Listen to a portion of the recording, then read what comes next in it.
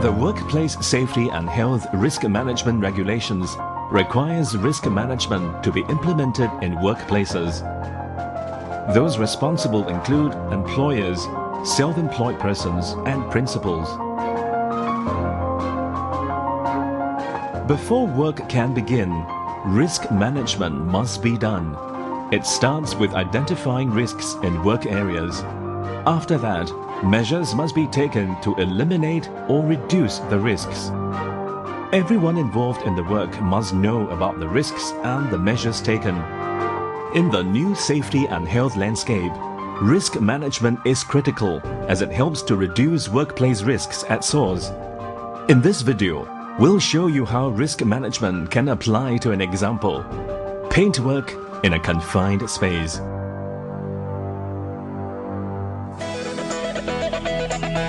Risk management is a 6-step process, starting with preparation.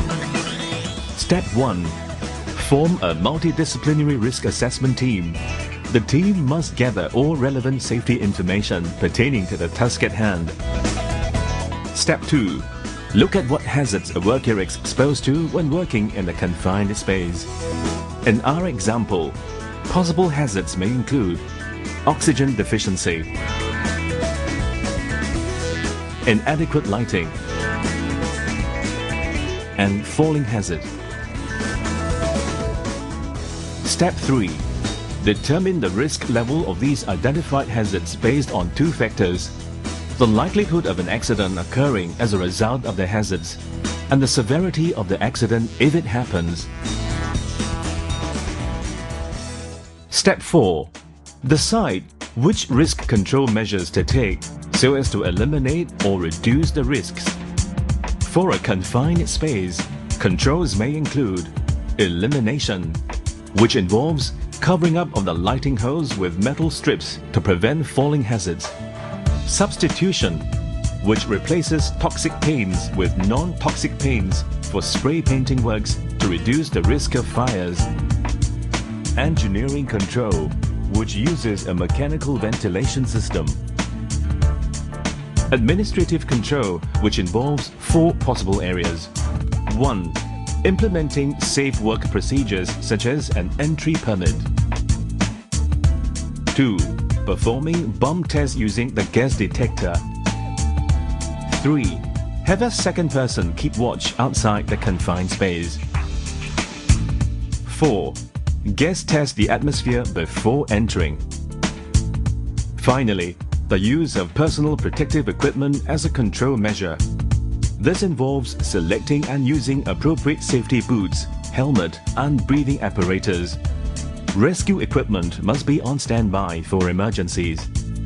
With risk control measures implemented, the likelihood of the accident occurring is lowered from frequent to occasional or remote. This in turn reduces the risk from high risk to medium or even low risk. Step 5 of risk management involves keeping proper records.